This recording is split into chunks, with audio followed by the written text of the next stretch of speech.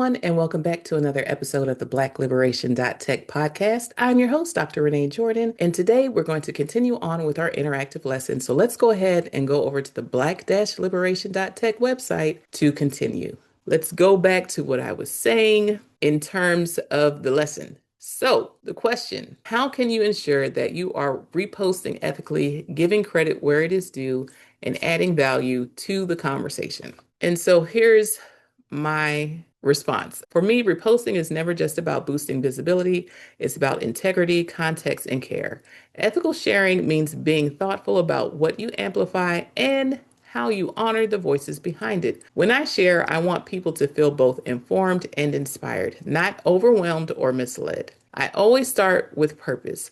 Before I hit repost, I ask myself, what story am I helping to tell here? Every post should serve a clear purpose to illuminate, connect, or move someone toward understanding. For instance, if I'm sharing a takeaway from my research, I don't just drop the data point, I wrap it in a story, a context, a reflection that reminds people that there are lives behind those numbers. And finally, every post should lead somewhere. It should invite reflection, dialogue, or movement. Ethical reposting is not just about passing along information, it's about activating possibility. So I often end with a gentle challenge or call to action, something like, what does this mean for us? Or who could you share this with today? Because when we share with intention, we don't just amplify voices, we amplify change. All right. So next we have the guided question for reposting, and it says, explore how Latinas, Afro-Latinas, and Black women in social media marketing or advocacy use reposting to amplify messages. What best practices do they use? Once again, I'm reading this for informational purposes. I'm showing you how I drop the guided question into Google. You can drop it into other search engines.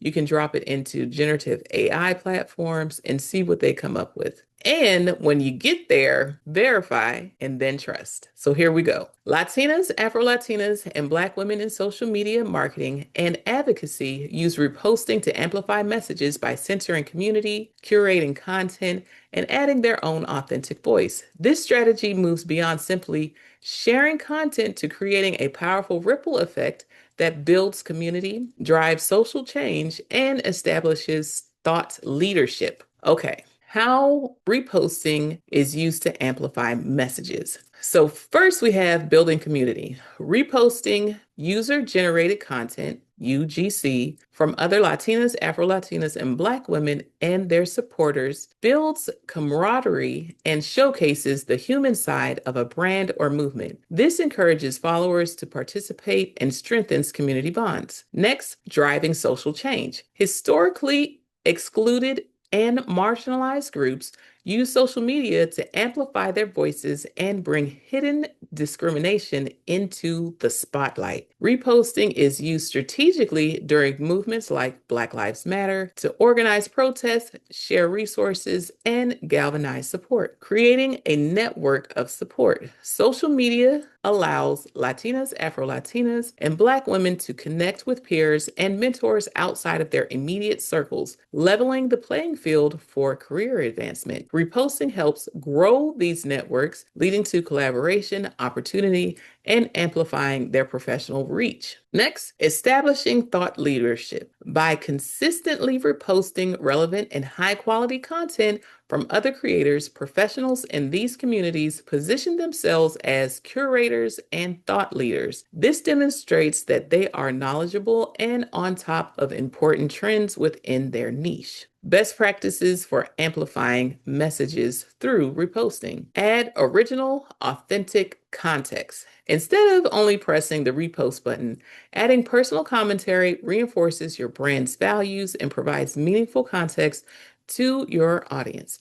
You can ask a question, share a personalized reflection, or tag other relevant accounts to spark dialogue. Curate with care. When choosing content to repost, select high-performing, relevant content that aligns with your campaign goals. Vetting the original poster's message and reputation is important to avoid associating your brand or movement with inaccurate or controversial information. Balance with original content. An over reliance on reposting can dilute your unique voice. Maintain a healthy balance between repurposed and original content to make your feed authentic to your brand. Tailor for each platform. Adapt the reposting content for the platform where you're sharing it. For instance, a detailed quote from a blog post might work best on X, formerly Twitter, or LinkedIn, while a visually appealing snippet could be used for an Instagram reel or story. Encourage user-generated content. To build community and generate authentic content, create hashtag campaigns and call on your followers to share their stories. Reposting this UGC, user generated content, is a powerful way to make your audience feel seen and valued. Partner with trusted influencers. Collaborate with micro influencers and community leaders who have smaller,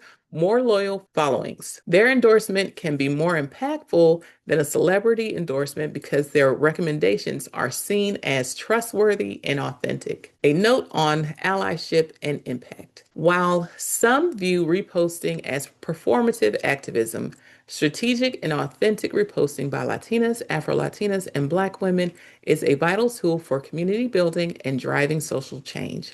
By supporting the visibility of other creators and advocates, they create a win-win situation where original creators gain exposure and their own audiences stay engaged with relevant and meaningful content. All right, and so that is the end of that. Now, next, we're going to go to the last type of interaction or digital literacy, if you will, for this episode, and that is unfollowing.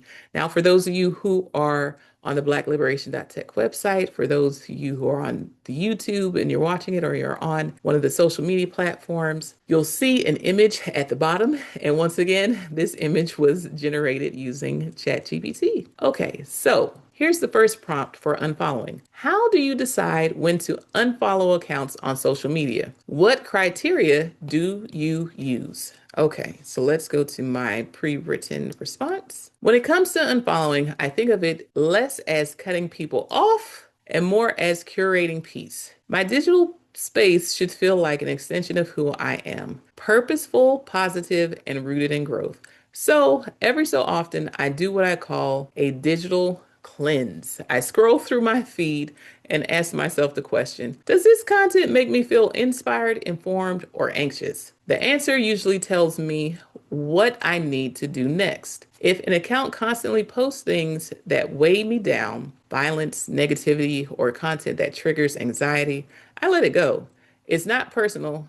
It's protection. My mental and emotional well-being have to come first. I've learned that you can care deeply about issues without letting every distressing image or headline live in your daily scroll. I also check for alignment. If an account no longer matches my values or where I'm headed, it's time to move on. My online presence is centered on impact, helping others navigate careers and school, amplifying digital literacy, and carrying forward the mission of blackliberation.tech. If what I'm seeing doesn't pour back into that purpose, then it doesn't need space in my feed. Social media should be a place that reminds me of possibility, not perfection. I gravitate towards optimism. I love following people who share solutions, who see challenges and still choose to build something beautiful out of them. If an account mostly complains or stays stuck in frustration, I recognize that energy, but I don't keep it close. And finally, boundaries. I don't entertain trolling, inappropriate messages, or harmful content. If an account crosses that line, I block it or report it. Unfollowing is what I do when something simply no longer feeds my spirit. It's not rejection, it's redirection. For me, unfollowing isn't about avoidance, it's about stewardship. Now, I have mentioned before that I like to follow content that is inspirational, informative, funny, or has an artistic spark that encourages creativity. And I mentioned nail techs who have the ability to either freestyle or take inspirations and make it their own. That's something that I enjoy watching as well. So don't think that everything that I'm following is for learning purposes in terms of, oh, I want to be able to do this thing. It can be inspirational. When I see artists at work, that encourages the creativity in me because I am creative and I'm able to create a lot of things. And seeing other people work in creative spaces encourages that creativity within myself. So I also like to watch creative people. So the next prompt, reflect on a time when unfollowing an account improved your online experience. What did you gain from that decision? I won't name any names, but there was a content creator who I enjoyed their different snippets. And then when I started to follow them, I started to get everything from them as opposed to them just showing up in my feed every once in a while based on the types of posts that I actually enjoyed from them. Then I'll unfollow them. That doesn't mean that they don't still come up in my feed, but I'm not going to be following them so I don't get everything they post. And that allows me to navigate being entertained by what they have to share or learning from what they have to share. So that's an example of how I decided to unfollow an account. But let's go into my more detailed response. While I'm careful about who I follow, particularly on platforms like TikTok, the general concept of cleaning up my feed has significantly improved my online experience, gaining peace of mind. The primary gain from unfollowing accounts that post distressing or anxious content is protecting my mental health and emotional well-being. It's critical to curate online experiences, focusing the feed. By unfollowing noise, I gain clarity and focus. My feed becomes more supportive of my personal and professional interests, allowing me to focus on content creators who provide words of affirmation or inspiration. You have the right to make your online space a positive and comfortable environment for yourself. All right, let's take a look at the next prompt. How do others handle unfollowing on social media in a way that you admire? I admire those who practice intentional boundary setting and recognize the distinction between offline and online relationship, distinguishing real life from online life. I admire the perspective that online and offline relationships can coexist separately, muting as an alternative. I admire the constructive practice of muting people you care about but whose content is currently overwhelming or who you need space from. This allows you to still maintain the connection following, but won't constantly see every post or get alerts. Posting intentionally or not at all. I respect those who use social media selectively or who choose not to post at all. All right, so let's move to the next prompt. What are the potential consequences, positive or negative, of unfollowing someone or something online, both personally and professionally? Let's take a look at the positive consequences first, personal and professional. Enhanced mental well-being. The most significant benefit is reducing stress and anxiety by controlling the content you consume, improved focus and productivity. Curating your feed allows you to dedicate your time to content that inspires, educates, or aligns with your goals rather than passive consumption. Stronger self-worth. By removing accounts that cause insecurity or comparison, you reinforce the message that your worth is not based on likes or curated highlight reels. Clear professional presence. By following relevant experts, organizations, and positive content, your digital environment reflects your genuine professional interests and continuous learning. Number 2. Negative consequences. Relational conflict/pressure. While unfollowing is a personal choice, it can sometimes lead to uncomfortable situations, especially if the person unfollowed notices. Users often feel pressure to follow someone online just because they are friends in real life. This is why the distinction between real life friendship and online following is crucial. I'm the type of person who values sharing personal things with people who will also share personal things back with me. Now, some of the information that I share in blackliberation.tech is personal, but it's not personal to the point that it's not something that I wouldn't tell a stranger, if that makes sense.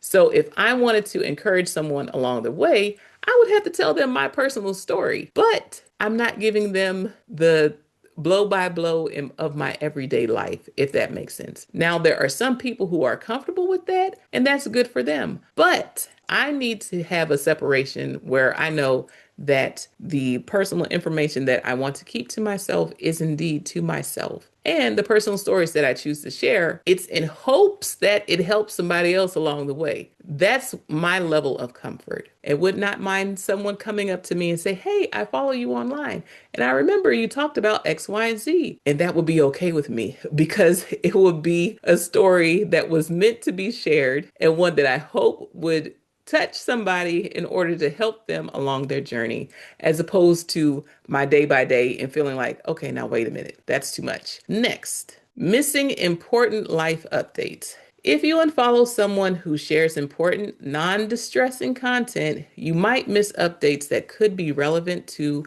your real life relationship.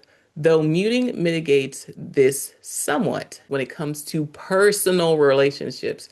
I value that personal contact. I value the phone calls. I value the emails. I value the text messages. That does not mean that what they're saying on Facebook is not important. It means that I'm probably going to miss it because those people that I have personal relationships with, I really want to be able to hold space in my life to have a conversation with them, whether it's on the phone, whether it's through email, whether it's through text messages, whether it's through a visit, whether it's seeing them in passing and getting caught up on what's happening in their lives that way. Something that is natural, because I don't post a whole lot of things that are personal in terms of what's happening in my day-to-day life and critical in terms of updates that are from my day-to-day life online. I know that they don't have that same access to me. And so I must say that I'm not a follower of a lot of my close friends in terms of checking on what's happening in their life as a result of going to their social media and seeing what's happening.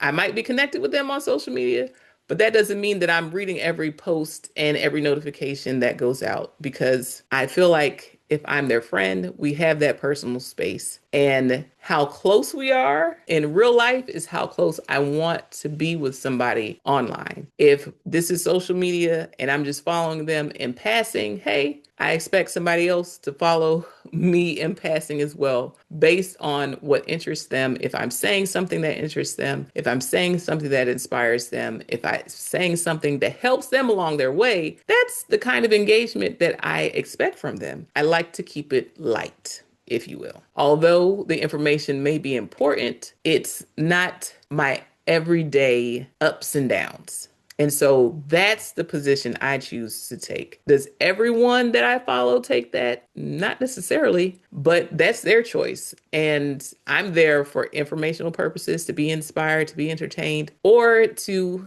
just chill. So that's what I have to say about that. Okay, so the next prompt: how can you maintain a healthy and relevant social media feed by curating your follows and unfollows? Okay. So let's take a look. Number one, maintaining a healthy feed requires an intentional, systematic approach that prioritizes self-care and purpose. Regular feed audits, the cleanup checklist. Conduct periodic feed cleanups, 15 to 20 minutes, where you actively assess your content consumption. Use a checklist that involves unfollowing accounts that cause insecurity, anxiety, or no longer align with your values. Muting people you care about, but whose volume of content is overwhelming. Blocking accounts that consistently post harmful or triggering content. Next, we have follow with purpose.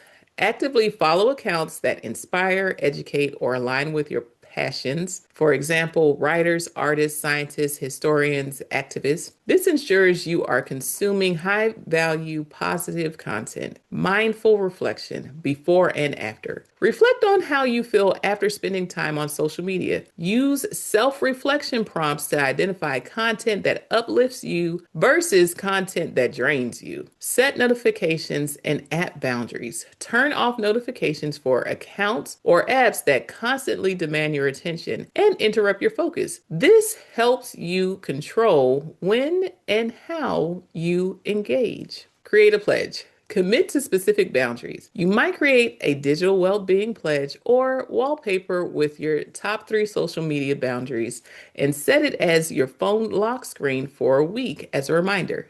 Note to those who are listening, this is a recommendation based on a previous lesson. So as you can see, this information is coming up again. All right, this reinforces your commitment to staying mindful. Next, we have practice intentionality over performance. Always ask, who is this for? If you are posting or following just to impress strangers or to prove something, take a breath. Your peace is more important. All right. So finally, we have the last guided search for this episode. We are going to take a pause after this and return to finish it out next week. So, guiding questions for online search. Explore how Latinas, Afro-Latinas, and Black women influencers or leaders in digital media manage their social media feeds. What strategies do they use to maintain a balanced and meaningful online presence? So once again, I'm dropping this question into my search. Depending on your search history and what you do online, that whatever search engine you use taps into. If you use DuckDuckGo, they say they don't follow you all over the place. So if you paste this into DuckDuckGo, it most likely will look different than if you paste it into a different search engine. At least that's what they tell me. Try it out for yourself. Verify and then trust. So let's go ahead and take a look at what my AI overview from my Google search comes up with. Once again, verify and then trust. My challenge to you on this section is to verify the information that I'm reading. What I'm reading is for informational purposes only. And so your task is to take a look at other platforms, take a look at other websites, other resources, other sources to determine whether or not this information is trustworthy. So let's take a look. Black and Latina women influencers in digital media navigate a complex landscape of authenticity, community building, and social justice while managing their social media feeds. They often face distinct challenges, including pay disparities, content suppression, and online harassment, making their feed management strategies particularly intentional and resilient. Strategies for a balanced and meaningful online presence. Prioritizing authentic content. These influencers understand that their unique voices are their greatest asset.